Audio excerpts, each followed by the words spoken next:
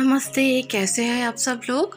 आप सभी लोगों का स्वागत है आपका अपना चैनल रूपा मुखर्जी में। जय कृष्ण काली माँ के जय। माँ से प्रार्थना करती हूँ, माँ का आशीर्वाद हम सब के ऊपर एक जैसे बरसते रहे। कृष्ण काली माँ के पास लोग जाते हैं अपने मन के मुराद पूरी करने के लिए, लेकिन मन की मुराद तो तभी पूरी होगी ना, जैसा कर्म होगा वैसा ही तो कर्म फल मिलेगा। यही बात तो हमारे गीता में भी लिखा हुआ है कि कर्म किए जा पर फल की प्राप्ति की आशा मत रखना।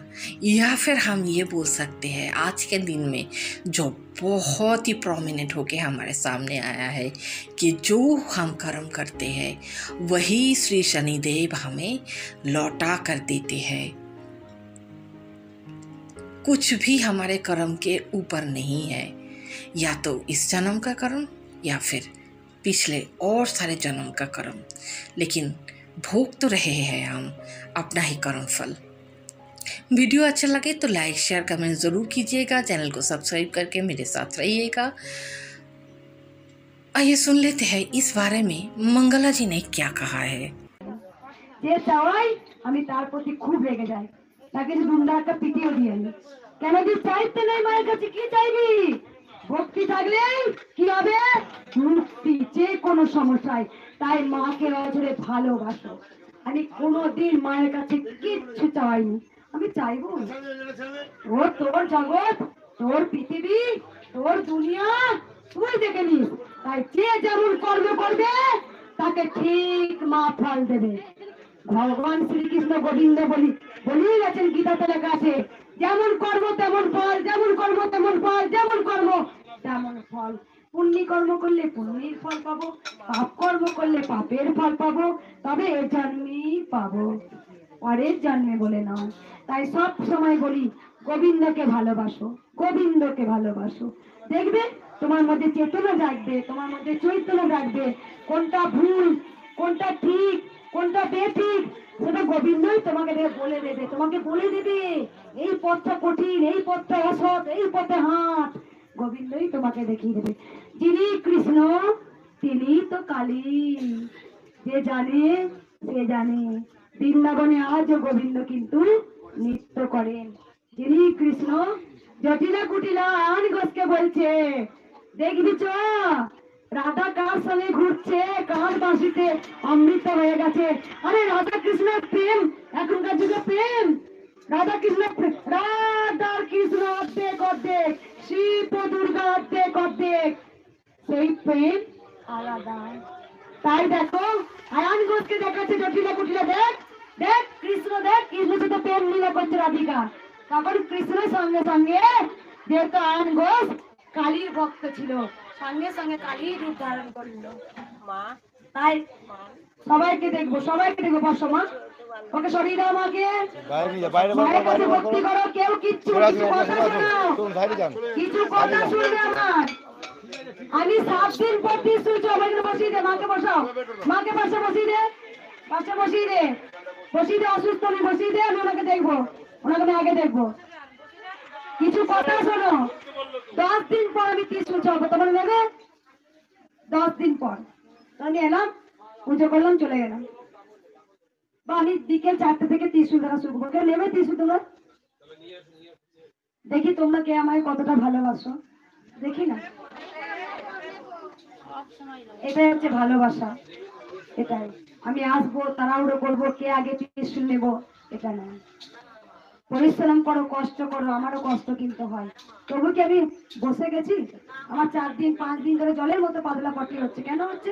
রোদ গরম, সমানে এখানে দাঁড়িয়ে আমি ভক্ত ছোঁয়াই। 1.5 লাখ 2.5 লাখ 5 লাখ ভক্ত আসে, আমি ত্রিশূল দিতে। কেন? আমার শরীরের কথা আমি ভাবি না, আমি ভাবি যে মা ঠিক সুস্থ করবে। তাই আমি যদি কষ্ট করতে পারি, তোমরা কেন কষ্ট করবে না? মায়ের কিছু আধ্যাত্মিক কথা তো শোনো। সবসময় তো সমস্যা সমস্যা সমস্যা সমস্যা, জর্জরিত, ভালো লাগে না, সুইসাইড করে দিই, শেষ হয়ে যায়, আর ভালো লাগছে না। এটাই তো সহ্য করতে হবে। গোবিন্দকে করতে হয়েছে। গোবিন্দ মা বাপে ভগবান শ্রীকৃষ্ণ গোবিন্দ বাসুদেবায় নমঃ। মা জানকীকে পেয়েও কিন্তু 14 বছর কংস কারাগারে বন্দি করে রেখেছে। তাহলে আমরা কে রে? হ্যাঁ আমরা কে রে? আমাদেরও সেম একই জ্বালা কষ্ট জ্বালা যন্ত্রণা ভোগ আমাদের করতেই হবে। কে উদ্ধার করবে? গোবিন্দ উদ্ধার করবে। তার জন্য আমরা ভেঙে পড়লে হবে না, লড়তে হবে। তোমরা জানো আমার জীবনে কত ঝড় গেছে এখনো এখনো কিন্তু এক জায়গায় লড়াই করে কিন্তু ঢুকলাম আমি, জানো। কিচ্ছু দেবো না, যে করার সে ওপরে বসে আছে, সে ঠিক করবে। তোমরা শুধু জয় কৃষ্ণ কালী মায়ের জয়, জয় কৃষ্ণ কালী মায়ের জয়, জয় কৃষ্ণ কালী মায়ের জয়। তুমি ছিলে, তুমি আছো, তুমি থাকবে। যত বড় তুমি ভাবছো এই কেস থেকে এরকম উত্তরে গেলে, সব থেকে বড় উকিল, বড় জজ, বড় আদালত গোবিন্দ বসে আছে, সেই সব বিচার করবে। তার উপরে সব কিছু ছেড়ে দাও, আর কিচ্ছু বলবো না।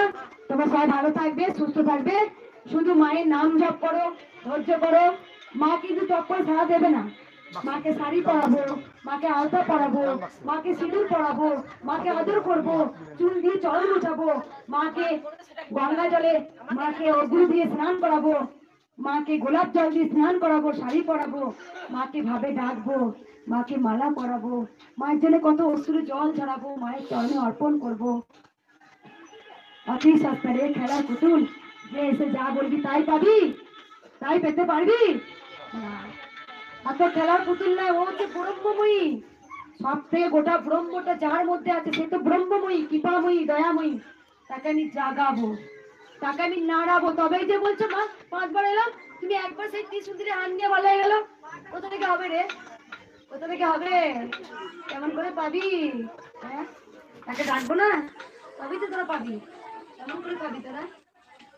সবাই শান্ত মনে বসুন, কেউ ছটফট করবেন না। সবাই যদি নিজের কষ্টটা ভাবেন, আমার কষ্টটা ভাববেন, যে সত্যি হয়তো মঙ্গলা মায়েরও তো কষ্ট হয়, এত কথা বলে, এত ভক্ত দেখে। তাই সবাই আমার জন্য একটু কষ্ট করো, দেখবে জীবনে অনেক কিছু পাবে, অনেক কিছু পাবে। জানো, শুধু মাকে ভালোবাসো, জীবনে সব কিছু পাওয়া যায়। কিচ্ছু না, আমরা মোহতে ঘুরছি। টাকা পয়সা, গয়না গাটি, স্বামী স্ত্রী, জমি জায়গা, বাড়ি ঘড়ি, সন্তান স্বামী, সব থেকে মোহ। মোহ। তাহলে চৈতন্য কেন মহাপ্রভু বিয়ে দেওয়ার পরও আটকে রাখতে পারলো না তার মা?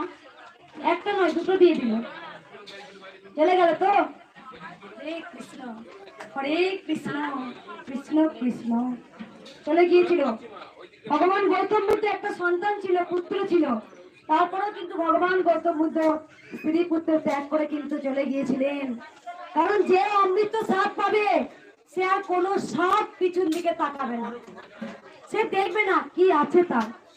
এখনো লড়াই, মায়ের মন্দির, আমি জানি মায়ের মন্দির হবে, কারণ ভক্তরা আমার প্রতি দাঁড়িয়ে আছে। কবে মঙ্গলা মা মন্দির করবে, মন্দিরটা দেখবো। খুব লড়াই চলছে মা, বিশ্বাস করো মা।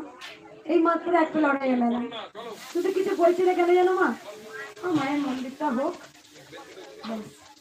এটাই আমার দূর থেকে স্বপ্ন। অবশ্যই মায়ের মন্দির ইমিডিয়েটলি শুরু করবো, তোমরা দেখতেই পাবে, কিন্তু এখন বলবো না, সব খবর আমি ওপেন ক্যামেরায় বলবো না।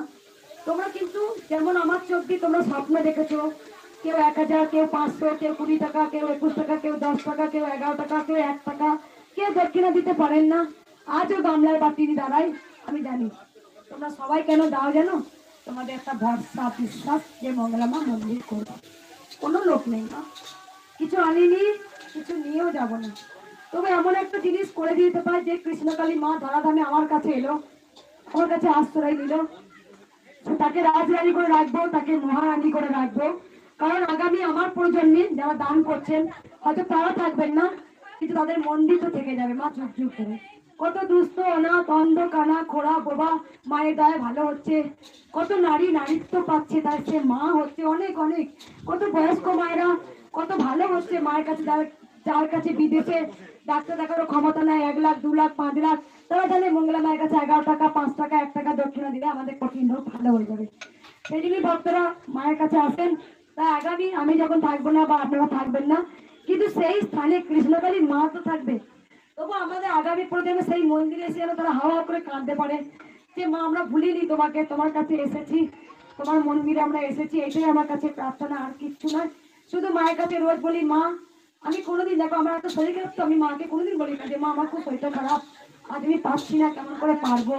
আমি ওই রোজ সকালে উঠি, দাঁত ব্রাশ, রাতেও ব্রাশ করি, সকালেও ব্রাশ করি, আমি 2টো করে জবা ফুল বা 1টা করে জবা ফুল আমি খেয়ে নিই, দেখি আমি খুব রিল্যাক্স হই। আমি জবা ফুলটা 12 মাস খাই, কারণ এর মধ্যে কোনো সাইড এফেক্ট নেই, এর মধ্যে অনেক গুণাবলী আছে।